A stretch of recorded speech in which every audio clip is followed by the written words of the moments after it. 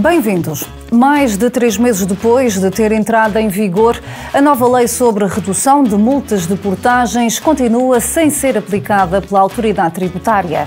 O Ministério das Finanças não dá qualquer explicação e até já corre uma petição de protesto dos automobilistas. Esta semana vamos explorar o Abarth 500e. O design do modelo original foi atualizado para uma versão mais desportiva. Este é um dos carros a concurso no ACP Elétrico do ano 2024. A Taça do Mundo de Corridas em Areia passa este ano novamente por Portugal. O Monte Gordo Sun Race realiza-se de 22 a 24 de novembro. Estão de volta às emoções do Rally de Portugal Histórico. A 18ª edição levou pilotos portugueses e internacionais por percursos desafiantes, com Sintra a servir de ponto de partida e também de chegada. São estes os destaques desta semana.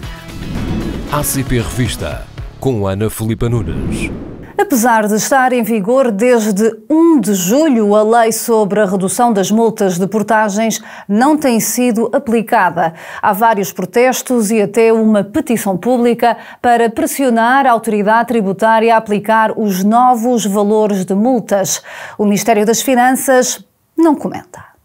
A Lei número 27, relativa a 2023, foi aprovada em abril do ano passado, promulgada em junho, e ficou então definido que iria entrar em vigor a 1 de julho de 2024. Falamos de uma medida que introduziu uma nova fórmula de cálculo das multas para quem passa nas portagens, incluindo aqui as scoots, sem as pagar em tempo oportuno.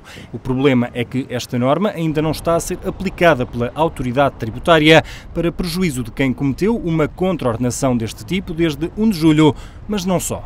Sabemos que há muitas queixas de pessoas que tentam utilizar, no fundo, uma benesse que esta lei permite, que é fazer com que as pessoas que estejam numa situação de processos pendentes possam recorrer a esta lei e que a Administração Fiscal não o está a fazer.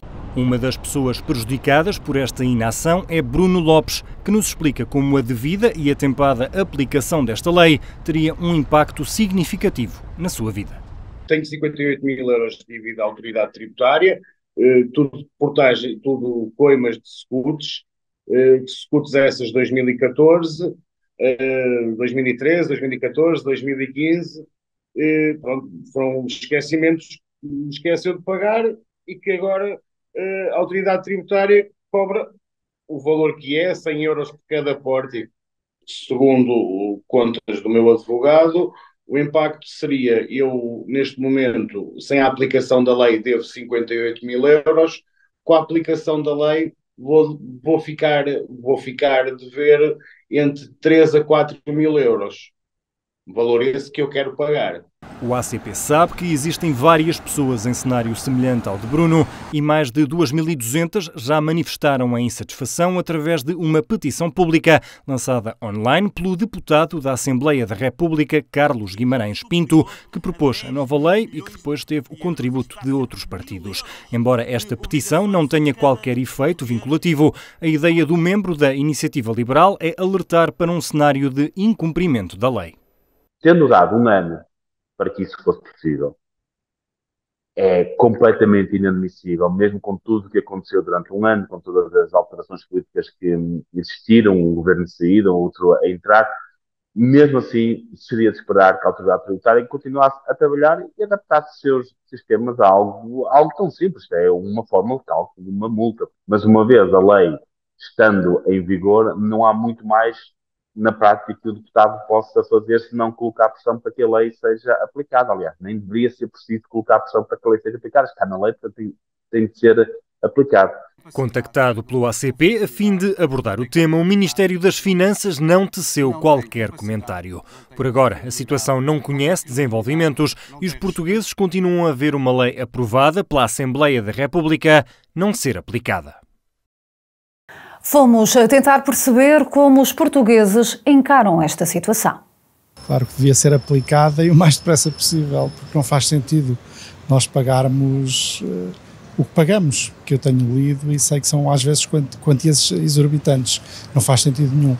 Isto só mostra que este país está parado. Eu, para mim, concordo com a lei, mas concordo mais que havia de ser aplicada.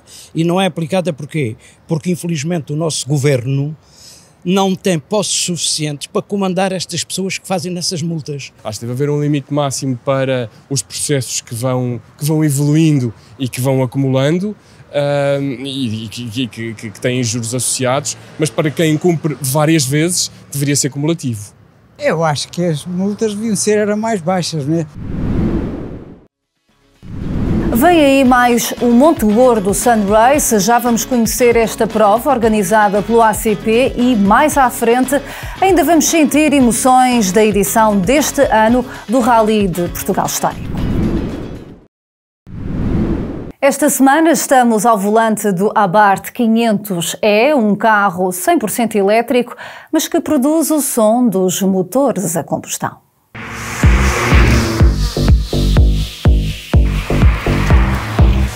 Esta semana estamos ao volante do Abarth 500 elétrico, que, tal como nas versões a combustão, agora 100% elétrico, continua a ser um brinquedo. Um carro feito para os apaixonados por automóveis, que tem aqui vários truques que não passam despercebidos. O Abarth 500E, tal como a geração anterior do Abarth, utiliza como base a plataforma do Fiat 500, que na versão elétrica ainda ficou mais bem conseguido. Lembra o modelo original, mas está mais largo e ainda tem mais presença. Na frente, os faróis identificam bem o modelo e, se restarem algumas dúvidas, a traseira não deixa enganar. É um verdadeiro Abarth. Quanto ao seu design, a sua receita vai sendo cada vez mais apurada e este é um dos Abarths mais bonitos de sempre. Relativamente ao 500, é a melhor carroceria que podemos ter. O design não é demasiado desportivo, ainda assim conta aqui com os traços necessários para afirmar que este é um verdadeiro desportivo, apesar de ser elétrico. O interior está acolhedor, os materiais têm boa qualidade e, apesar de o carro ser pequeno no exterior, o interior é muito amplo. Os bancos seguram bem o condutor, são altos e facilitam a entrada e saída no habitáculo. O painel de instrumentos transmite-nos as informações necessárias do nível da bateria ou o consumo, enquanto o ecrã central, de infoentretenimento, nos permite emparelhar o smartphone ou aceder a características do automóvel como o som que sai nas colunas exteriores. Quanto ao motor, ele é 100% elétrico e entrega 155 cavalos de potência instantânea, que resultam numa aceleração do 0 aos 100 km por hora de apenas 7 segundos. A autonomia de 225 km pode parecer curta, mas para o estilo de utilização deste automóvel é suficiente. Em Portugal, o preço começa nos 38.000 euros para a versão berlina e nos 41.000 euros para a versão cabrio. O Abarth 500E, tal como todos os modelos da marca, são automóveis divertidos de conduzir e proporcionam bons momentos de condução. É um elétrico para quem procura algo diferente e animado. Portugal vai acolher pelo segundo ano consecutivo o Monte Gordo Sunrace. Esta prova da Taça do Mundo de Corridas em Areia para motos e quads realiza-se em novembro e foi apresentada esta semana na sede do ACP. Depois de França, Argentina, Grã-Bretanha e Itália, é vez de Portugal entrar na Taça do Mundo de Corridas em Areia da FIM, a Federação Internacional de Motociclismo. Repete-se o Monte Gordo Sunrace de 2023. Será a quinta e penúltima ronda da competição este ano. Na estreia, a organização do ACP mereceu o aplauso de pilotos e espectadores. Agora, a ideia é repetir a receita. Tivemos 20.000 pessoas a assistir numa altura em que normalmente é uma época completamente baixa. E, portanto, nós este ano resolvemos continuar essa prova, continuar a apostar nisto. Nós temos cerca de 30.000 sócios que são motares, que fazem parte do ACP Moto. E, portanto, temos que lhes dar também, não é só dar carros nos ralis, também temos que lhes dar algumas provas que eles tenham prazer em ver e, sobretudo, que possam, inclusive, experimentar fazer uma prova na areia. Motos e quads estão convocados para animar o Areal da Praia de Monte Gordo a 23 e 24 de novembro. E há novidades no percurso. Vamos torná-lo um bocadinho mais encadeado, estava um bocadinho rápido demais para este tipo de corridas e vamos aumentá-lo, criando mais 1 km e pouco para a zona dos barcos, para permitir ter mais concorrentes, porque isto é uma regra de campeonato que, para permitir mais concorrência, o circuito tem uma conta, tem que se fazer uma conta que é o comprimento com a largura e depois dá os metros quadrados que são permitidos em cada moto ou cada quad no circuito. E assim podemos ter 250 motos e cerca de 100 quads. Marque na agenda, 23 e 24 de novembro. Na véspera, no início de prova, acontecem as habituais verificações administrativas e técnicas. E depois que comece o espetáculo das corridas. 2 por dia, sábado uma de moto e uma de quad, domingo uma de moto e uma de quad. Depois de algum nervosismo na montagem da primeira edição do Monte Gordo Sun Race, agora estão reunidas todas as condições para uma prova diferente de todas as que se podem ver em Portugal. Se o ano passado tivemos 20 mil pessoas, este ano queremos chegar a números maiores, quiçá o dobro das pessoas que lá estiveram, porque vão adorar ir a Monte Gordo nesta época do ano, porque, como viram o ano passado, as pessoas até tomaram banho no mês de novembro. Isto não acontece em parte nenhuma do mundo, da Europa com certeza que não acontece. E confessa o vereador do desporto que já existe quem esteja a cobiçar esta paragem portuguesa da Taça do Mundo de corridas em areia. Já outras cidades começam a pensar que também querem replicar aquilo que nós conseguimos fazer. Fomos pioneiros, tivemos essa coragem e, obviamente, com isso eu e a minha equipa, e daqui também quero agradecer o próprio ACP, que obviamente sem um ACP seria extremamente difícil de o fazer, pessoalmente na componente desportiva, e estamos extremamente satisfeitos por ter conseguido dar esse passo no momento certo. Também o representante português na Federação Internacional e responsável pelo todo o terreno na Federação de Motociclismo de Portugal fala na cobiça além fronteiras. Com este acontecimento todo e com este novo calendário e com este novo campeonato, abriu realmente o apetite a outros países e estamos a contar, e já temos algumas propostas, algumas candidaturas para mais países aderirem a este Sun Racing Cup. No ano passado, pilotos portugueses estreantes nesta competição, como Ricardo Freire, Paulo Alberto, Luís Outeiro ou Gonçalo Reis, até conseguiram algum destaque. Agora poderão ter mais condições para melhor enfrentarem as vedetas internacionais que vão estar no Algarve. A fechar o mês de setembro, realizou-se mais uma edição do Rally de Portugal Histórico. Durante 4 dias, pilotos nacionais e internacionais levaram clássicos de rallies para a estrada e competiram pela vitória. A primeira concentração foi no Hotel Vila Galé de Sintra, mas era na praia do Magoito que estava delineada a partida da 18ª edição do Rally de Portugal Histórico. Vários curiosos juntaram-se para ver de perto estes 66 clássicos de rallies alinhados e à espera das 14 horas em ponto para começarem a partir. Um dos presentes era o vice-presidente da Câmara de Sintra. Não é possível falar dos rallies em Portugal sem falar de Sintra, sem falar da Serra de Sintra, sem falar na Pena, sem falar na Lagoa Azul. E nós queremos muito preservar esse legado histórico que nos foi deixado por aqueles que nos antecederam, e a forma de o preservar é todos os anos podermos nos encontrar na organização deste Rally de Portugal Histórico. Por falar em organização, à hora marcada nada falhou e assim teve início a 18ª edição do Rally de Portugal Histórico.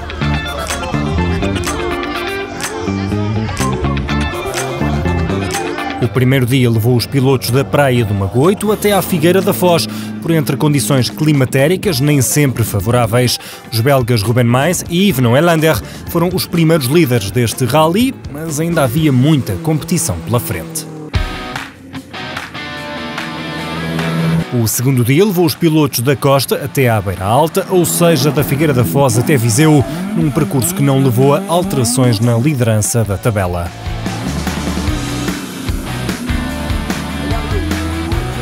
Ao terceiro dia, os portugueses Paulo Marques e João Martins alcançaram o pódio da geral ao volante de um BMW 1600 e deixaram água na boca para mais uma bela participação lusa neste rally histórico. A fortuna de uns, azar de outros, já que entre alterações ao percurso matinal devido às condições atmosféricas e problemas mecânicos no Porsche 914 de Ruben Mais e Yves Noelander, a liderança da tabela passou a ser ocupada por Yves de Flandre e Jennifer Hugo.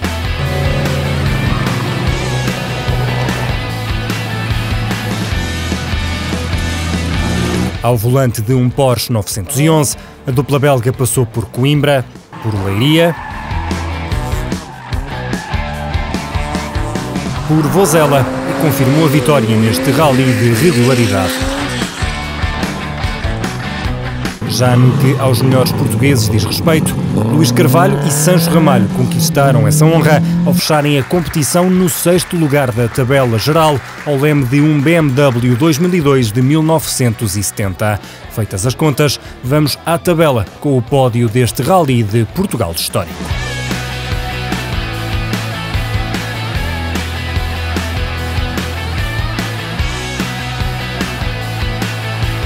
Je suis très fière d'avoir gagné ces 3 éditions d'affilée. Et on souhaiterait qu'il y ait encore plus de monde parce que c'est un rallye qui mérite d'avoir un plateau encore plus important parce qu'il est unique ce rallye. Peut-être en Europe et peut-être au monde. Je pense que dans notre discipline, c'est le plus beau rallye qu'on puisse faire. Fica o apelo de quem compete e, da parte da organização, ficam as novidades que aguardam os pilotos e não só, no próximo ano. O Rally acontecerá no primeiro semestre, em junho, não em setembro, como este ano aconteceu. Vamos reforçar uma estreia que este ano tivemos do troféu de médias baixas, na medida em que este ano as regras de participação foram viaturas fabricadas até 1965 e com motores até 1600 cm3 de cilindrada, e no próximo ano vamos rever estas regras de modo a alargar o número de viaturas que poderão participar. E por último vamos ter também uma nova modalidade de acompanhamento do Rally que permitirá aos concorrentes trazerem os seus familiares, os seus amigos, que poderão estar com eles nos sítios de dormida e nos sítios de tomada das refeições, mas sem participarem nas componentes desportivas. O Rally de Portugal histórico volta então para o ano. A 19ª edição vai realizar-se entre 17 e 21 de junho.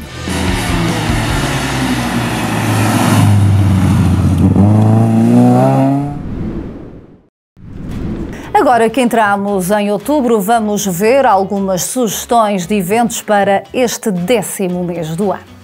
Neste primeiro fim de semana de outubro decorre a edição de outono dos passeios ACP. Os participantes vão andar na beira interior, dando um saltinho à Espanha antes de terminarem deste lado da fronteira. O ponto de encontro é no Castelo do Sabugal e o final em Vilar Formoso. A 12 de outubro decorre mais uma edição do Passeio dos Italianos. É então apropriado que o ponto de encontro em Lisboa seja na Praça de Itália, com a barragem de Montargil a servir como destino para gloriosas máquinas italianas. Também a 12 de outubro há mais uma final para os jogadores do ACP Golf. Desta vez, a Quinta do Peru, em Azeitão, vai receber a final do Grande Prémio, o torneio mais antigo, o Cada Casa. É assim que fechamos esta revista ACP. Já sabe, conto consigo para a próxima semana. Até lá!